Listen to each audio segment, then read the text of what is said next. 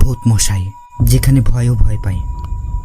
ভূতমশাই চ্যানেলে আমরা আপনাদের নিয়ে যাই অজানা রহস্যময় আর ভয়ঙ্কর এক ভৌতিক জগতে। আমি মেহেদি এবং আমি আপনাদের জন্য তুলে ধরব সেই সব গল্প যা শুনে আপনারা শিউরে উঠবেন। প্রাচীনকালের লোককাহিনী থেকে শুরু করে আধুনিক ভূতের গল্প সব কিছুই আমরা তুলে ধরব আপনাদের সামনে। তাহলে আর অপেক্ষা কিসের?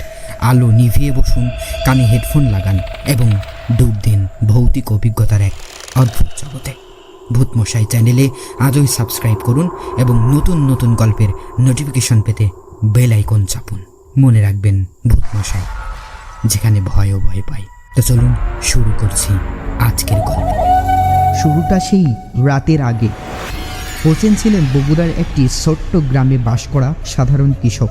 তিনি সাদাসিধে জীবনযাপন করতেন, কিন্তু জীবনের প্রতি তার দৃষ্টিভঙ্গি ছিল শান্ত এবং সরল। স্ত্রী রেহেনা ছিলেন তার জীবনের একমাত্র সুখ।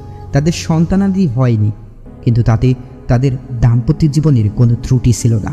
তবে গ্রামের কিছু ঘটনা হোসেনকে গভীরভাবে প্রভাবিত করেছিল। আসুন জেনে আসি তার কি ঘটেছিল।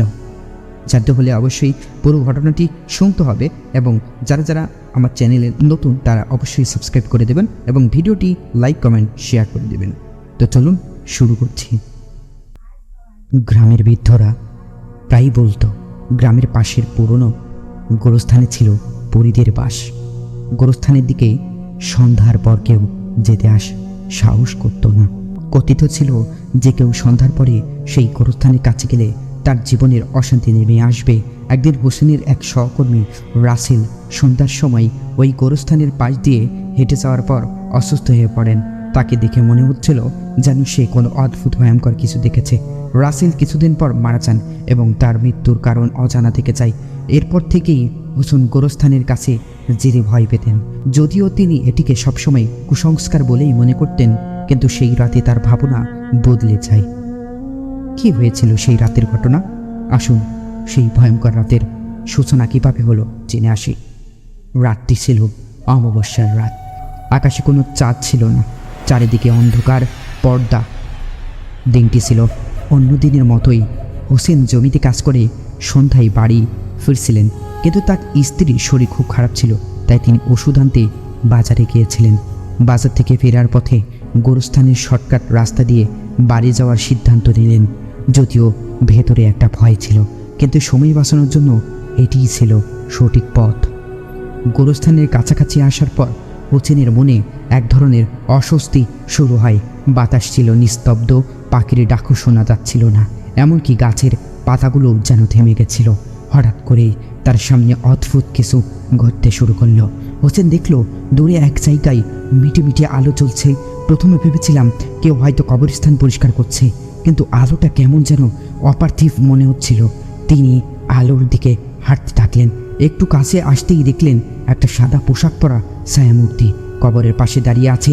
তার পায়ের নিচে মাটি ছিল না, ছায়াটি মাটি থেকে কিছুটা উপরে ভাসছিল। হোসেন ভয় পেয়ে গেলেন, কিন্তু সাহস করে জোরে বললেন, তুমি কি? কোনো উত্তর এলো না। হোসেনের শরীরে শীতলতা অনুভব হতে লাগলো। হঠাৎ করেই ছায়ামূর্তিটি তার দিকে ঘুরে দাঁড়ালো। হোসেন এবার স্পষ্ট দেখতে পেলেন সেই মূর্তির চোখ নেই, তার মুখে কোনো অভিব্যক্তি নেই, কেবল গভীর অন্ধকারে সেই মূর্তিটা ধীরে ধীরে তার দিকে এগিয়ে আসতে লাগলো। হোসেন পেছাতে চাইলেন, কিন্তু তার পা যেন মাটির সাথে আটকে গেল। এবার ছায়ামূর্তিটি হোসেনের একদম সামনে এসে থামল। বাতাস ভারী হয়ে উঠল। হঠাৎই মূর্তিটি একটি তীব্র বিকট চিৎকার করলো। হোসেনের মনে হলো এটা তার কান ফেটে যাচ্ছে। তিনি কোরআনের আয়াত পড়া শুরু করলেন। সঙ্গে সঙ্গে ছায়ামূর্তিটি আকাশে মিলিয়ে গেল। হোসেনের কোনো মতে বাড়ি এলেন, কিন্তু তিনি এতটা ভয় পেয়েছিলেন যে সারা রাত তিনি ঘুমাতে পারলেন না। পরের দিন তার শরীর খারাপ হতে শুরু করলো। এক সপ্তাহের মধ্যে তিনি এক ধরনের মানসিক ভারসাম্য হারিয়ে ফেললেন। রেহেনাকে তাকে চিকিৎসার জন্য শহরে নিয়ে যান, কিন্তু কোনো ডাক্তারই তার সমস্যার কারণ খুঁজে পেল না। ডাক্তাররা বললেন এটি কোনো সাধারণ অসুখ নয়। গ্রামবাসীরা বলল এটি জিনের আসর। তারা গ্রামে একজন মৌলবীকে নিয়ে এলো। মৌলবী সাহেব বললেন হোসেনকে জিন আক্রমণ করেছে, কারণ তিনি গোরস্থানের কাছে গিয়েছিলেন এবং সেখানে জিনদের বিরক্ত করেছিলেন। তিনি অনেক দোয়া পড়ে হোসেনের ওপর ফু দিলেন এবং বললেন যত দ্রুত সম্ভব সেই জায়গাটি থেকে দূরে থাকা উচিত। এরপর থেকে হোসেন আর কখনো ওই গোরস্থানের পাশে যাননি। যদিও তার শারীরিক অবস্থা কিছুটা উন্নতি হয়েছিল, কিন্তু মানসিকভাবে তিনি আর আগের মতো ফিরে আসতে পারেননি। মাঝে মাঝে তিনি রাতে চিৎকার করে উঠতে বলতেন, সে আসছে, আমাকে নিতে আসছে। গ্রামের লোকেরা এখন এই ঘটনাটি নিয়ে আলোচনা করে। হোসেনের জীবন সেই রাতের পর থেকে একেবারে বদলে যায়। তাদের বিশ্বাস গোরস্থানের সেই অশুভ শক্তির উপস্থিতি এখনও বিদ্যমান এবং যে কেউ সন্ধ্যার পর সেখানে গেলে একই পরিণতির শিকার হতে পারে। গ্রামের সেই গোরস্থানের আজও সবার মাঝে এক অজানা সৃষ্টি ভয় করে রেখেছে। গ্রামের বৃদ্ধরা বলে হোসেনের মতো কেউ যেন আর সেই ভুল না করে, কারণ জিনের প্রভাব সাধারণ মানুষের শক্তির বাইরে। তো গাইজ, গল্পটি সবাই ভালো লাগলে অবশ্যই আমাদের গল্পটি শেয়ার করবেন এবং লাইক কমেন্ট দিবেন। এই গল্পটি একদম পিওর সত্যিকারের ঘটনা, বগুড়ার একজনের সাথে ঘটে যাওয়া ঘটনা। তার নাতি আমার কাছে গল্পটা করেছে এবং সেই গল্পটা আমরা গুছিয়ে লিখে আপনাদের সামনে উপস্থাপন করলাম। যদি গল্পটা ভালো লাগে অবশ্যই আমার সফলতার জন্য আমার কষ্টের ফল অনুযায়ী একটি করে লাইক এবং কমেন্ট করে যাবেন। যদি আপনারা ভূতের গল্পকে আসলেই ভালোবাসেন। অনেকেই ভিডিও দেখেন বাট লাইক কমেন্ট করেন না, এটাই দুঃখজনক। সবাই ভালো থাকবেন, সুস্থ থাকবেন।